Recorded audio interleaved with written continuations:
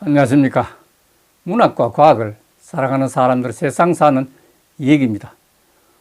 오늘은 어대생 사건 반의사 불벌죄의 그늘 이럴 수가, 이런 주제로 말씀드릴까 합니다. 한 해 교제폭력 피해자만 13,939명이라고 합니다. 이런 숫자는 아마 지구상엔 없을 것입니다. 5월 14일 뉴스일 박혜연 기자의 기사입니다.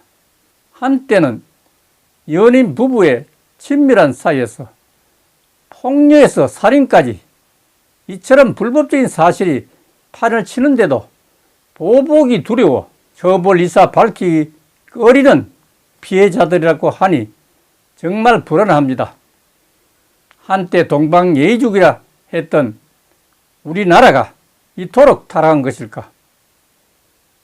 반의사 불벌죄를 폐지해도 첩첩산중이라는 생각이 듭니다.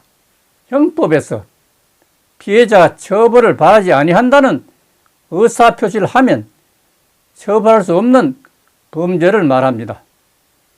장차 이 일을 어찌할꼬? 이제 정부가 적극 나서야 할 때입니다.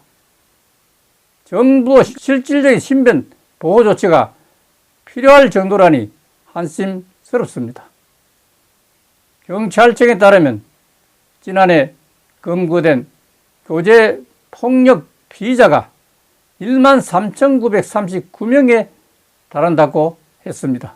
피해자 신고를 꺼리는 교제폭력 사건 특성상 통계에 잡히지 않는 가피해자도 많을 것이기 때문이라고 합니다. 강남역 의대생 살인 사건이 연일 주목받고 있지만은 교제폭력 대책은 제자리 걸음하고 있는 것이 아니라 아예 없다는 사실입니다.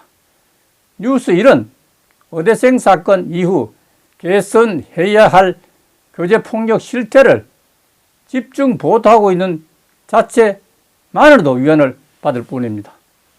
서울 강남역 인근 건물 옥상에서 자신의 여친구를 잔인하게 살해한 혐의를 받는 20대 남성입니다. A씨가 지난 5월 8일 오후 서울 서초구 서울중앙지법에서 열린 구속 전 피의자 신문인 영장실질사에 출석했습니다. 이별을 통보했다는 이유만으로 동갑내 연인을 잔인하게 살해한 20대 의대생 사건은 전형적인 교제폭력입니다. 부부나 연인 등 친밀한 사이에서 나타나는 교제폭력이나 가정폭력은 관계에 집착한 나머지 상대를 구속하고 통제하며 심지어 살인까지도 이어질 수 있는 범죄입니다. 하지만은 피해자가 신고를 하지 않거나 처벌을 원하지 않는다는 이유로 겉으로 드러나지 않는 경우가 대부분입니다. 현행법상 반의사 불벌죄에 해당하는 폭행과 협박은 피해자 처벌을 원하지 않으면 처벌할 수 없습니다. 반복적인 피해가 발생하더라도 수사기관이나 사법부에서는 피해자의 처벌 불원 의사에 따라서 쏟아놓고 있을 수밖에 없습니다.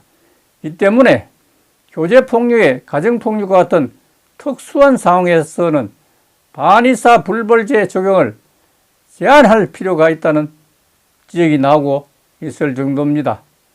우리 사회가 어쩌다가 이토록 타락한 것일까? 한 해 피해자가 13,939명이라는 사실을 명심하기 바랍니다. 정부의 철저한 대책을 강구할 때라는 사실을 지적하면서 오늘 마치겠습니다.